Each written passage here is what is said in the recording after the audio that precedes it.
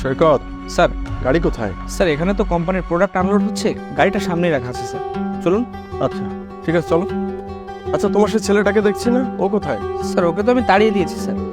তাড়িয়ে দিয়েছো? কিন্তু কেন?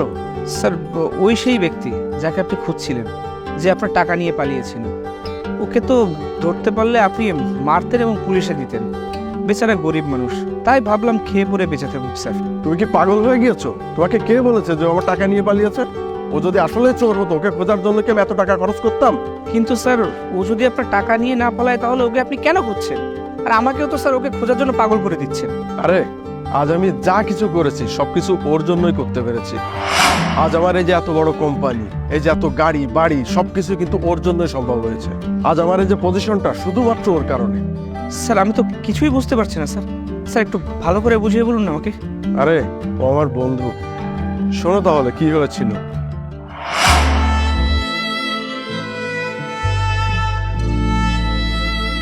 দীপ্ত, তুই? হ্যাঁ আমি। তুই তো আসলি না, তাই আমি চলে আসলাম। আচ্ছা, ওই যে ওই আমেরিকাতে তোর যে স্কলারশিপ হয়েছে না, ওখানে পড়ালেখা শেষ করার পরে চাকরিও দিয়ে দেবে, তুই যাচ্ছিস না কিসের জন্য? ভাই, তুই তো জানিসই টাকা। আরে পাগল, টাকা পয়সা নিয়ে কোনো চিন্তা করিস না, আমি নিয়ে আসি। এই না। টাকা? এতগুলো টাকা তুই কোয়ানে পাইছিস? আরে পাগল, তোরও তো দরকার, তা আমি যেখানতে পারি নিয়ে আসি, তোরা তো চিন্তা করতে হবে না। তুই এক কাজ কর, তুই যা স্বপ্ন পূরণ কর। না না, তুই আগে ক, এটা তুই কোয়ানে পাইছিস, না হলে এই টাকা আমি নেবো না। ওহো, তুই তো নাসর বান্দা দেখতেছিস। শোন, ওই বস্তিতে আমার একটা ঘর ছিল না, ওটা বেঁচে দিচ্ছি। কি? তাহলে তুই কোয়ানে থাকবি? আরে পাগল, আপাতত কোন এক জায়গায় থাকবে নি, তারপর টাকা পয়সা জমায় আরেকটা ঘর নিয়ে নি। তোরা তো ভাবতে হবে। তুই কি পাগল হয়ে গেছিস? নিজের ঘর বেঁচে দিছিস আমার জন্য? এইটা আমি নিতে পারবো না। আরে এটা টাকা না, এটা হলো প্রয়োজন। আর এই প্রয়োজনটা আমার চাই তোর সবচেয়ে বেশি দরকার এখন, বুঝতে পারছিস? বাড়ি তো পরেও নিতে পারবো, তোর স্বপ্ন একবার চলে গেলে তুই আর পাবি? আমার কত স্বপ্ন, এই টাকাগুলো নিয়ে তোর স্বপ্ন পূরণ করবি। বিদেশে যাবি, পড়ালেখা শেষ করবি, চাকরি করবি, বড় বড় বাড়িতে থাকবি, বড় বড় গাড়ি চালাবি, এতেই আমার শান্তি। আমার কথা বাদ দে, আমি কোনো না কোনোভাবে একরকমভাবে চালাই নেব। আর শোন, তুই এইসব করতে পারলে আমার তাতে আনন্দ। তুই আমার বন্ধু না? না না, এইটা এইটা এইটা আমি নেবো না। তোরে আমার কসম, এই টাকাগুলো তো নিতেই হবে। এই টাকাগুলো নে, বিদেশে যা, আসার সময় এসে মেলা টাকা ইনকাম করে নিয়ে আসবো। আমার তখন ভুলে যাস না কেন, মনে রাখিস। তুই কেমন কথা করছিস? তুই আমার জন্য তো নিজের ঘর বেচলি, আর তোর আমি ভুলে যাবো? মন খারাপ করিস না, যা, আমার কথা চিন্তা করতে হবে না, আমি থাক পাই। তুমি মন দিয়ে পড়ালেখা করবে, ফিরে আসে আমার সাথে দেখা করিস, সাবধানে থাক। যা বন্ধু। স্যার আমি তো অনেক বড় ভুল করে ফেলেছি স্যার। আচ্ছা আচ্ছা, কিন্তু ও কোথায় থাকে এটা কি তুমি জানো? স্যার সেটা তো আমি সঠিক জানি না, তবে একজন আছে যে ওকে আমার কাছে পাঠিয়েছিল, তার কাছে জিজ্ঞাসা করলে হয়তো ওর ঠিকানাটা পাওয়া যাবে স্যার। হ্যাঁ, ও ওকে ওকে এক্ষুনি ফোন করো। হ্যাঁ স্যার, আমি এক্ষুনি ফোন করছি। হ্যালো জুয়েল, এই একটু জলদি আমার সাথে দেখা করতো, আমি আমাদের অফিসের সামনেই আছি, তুই এক্ষুনি চলে আয়। স্যার আসছে। স্যার উনি যে আপনার বন্ধু ছিলেন এটা আসলে আমি সত্যি জানতাম না, তো তাই অনেক বড় ভুল করে ফেলেছি স্যার, না জেনে অনেক উল্টাপাল্টা কথা ওনাকে বলে ফেলেছি, আমাকে মাফ করে দিন স্যার। তুমি জানো না তুমি কত বড় ভুল করেছো। ও অনেক ভালো মনের একটা মানুষ। আমরা সেই ছোটবেলা থেকে একসাথে বড় হয়েছি, একসাথে খেতাম, ঘুরতাম। ও আমার সব খারাপ পরিস্থিতিতে আমার পাশে থেকেছে। আমার কাছে 5-10 টাকাও থাকতো না, সেটা ও আমাকে দিত।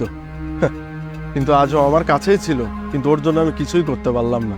তুমি কি জানো, ওর ঘর বিক্রির টাকা দিয়ে আমাকে বিদেশে পাঠিয়েছিল, শুধুমাত্র আমার ভবিষ্যতের কথা চিন্তা করে। আর হ্যাঁ, ওই সিঙ্গারাটা ওই এনেছিল, তাই না?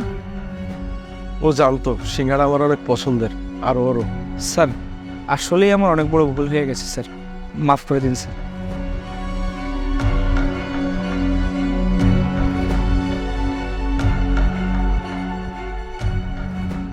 কি খবর ভাই, আমাকে এত জরুরিভাবে ডাকলেন কেন? আচ্ছা, তুমি দীপ্তকে জানো? হ্যাঁ, আমি তো আপনার কাছে দীপ্তকে পাঠিয়েছিলাম। থাকে কোথায় ও? হ্যাঁ স্যার, পাশে ওই আবুল বস্তিতে থাকে। চলো তাহলে।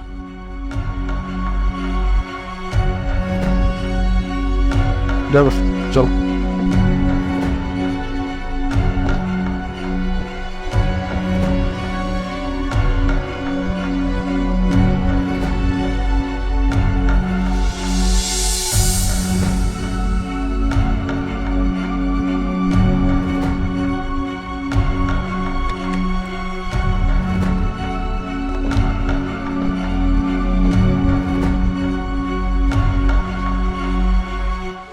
স্যার ওই যে আবুল বস্তি, ভিতরে ঢুকে বাহাতে দীপ্ত থাকে। সৈকত, তুমি তাহলে এখানে থাকো, আমি আসছি।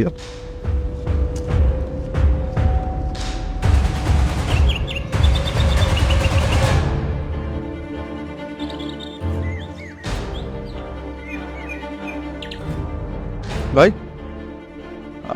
দীপ্ত থাকে এখানে? ও তো একটু আগেও ছিল ভাই এখানে। ওই সামনে যান, সামনে ফাঁকায় গেলে ওরে পাবেন।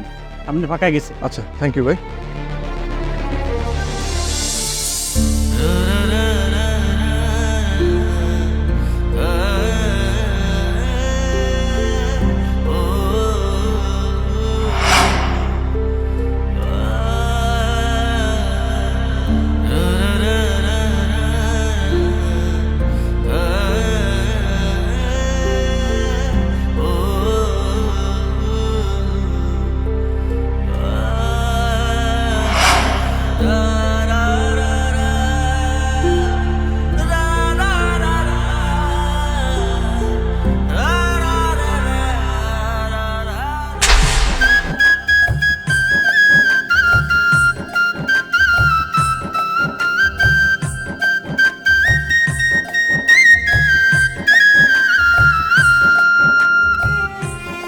চল সিঙ্গাড়া খেতে যাই তাহলে।